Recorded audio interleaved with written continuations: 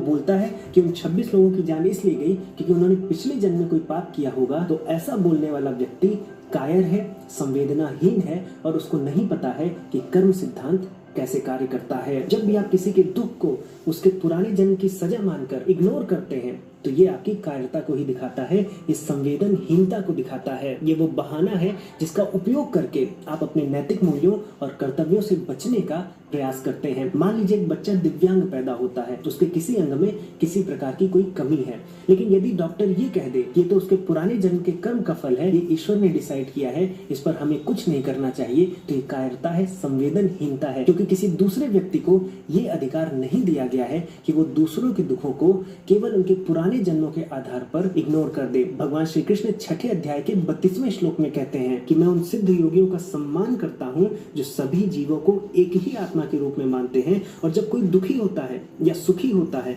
तो वो ऐसे भाव से प्रतिक्रिया करते हैं कि मानो वो सुख दुख उनके अपने हैं। तो यहाँ पर भगवान श्री कृष्ण साफ साफ कह रहे हैं कि आप किसी के दुख को ये कहकर नहीं इग्नोर कर सकते कि ये दुख तो उसके हैं, उसके कर्म के फल हैं, मुझे क्या। ये कायरता है और आप श्री कृष्ण जी की दृष्टि में नीचे गिर जाते हैं। अब अगर हम इस आतंकी हमले को देखें तो हमारे राष्ट्र के स्तर पर हमारे इतिहास में जो जो अधर्म हुआ है, यदि उसके विरोध में कुछ नहीं बोला गया तो उसका ये परिणाम निकला है जिसको हमारे ही देश की जनरेशन आज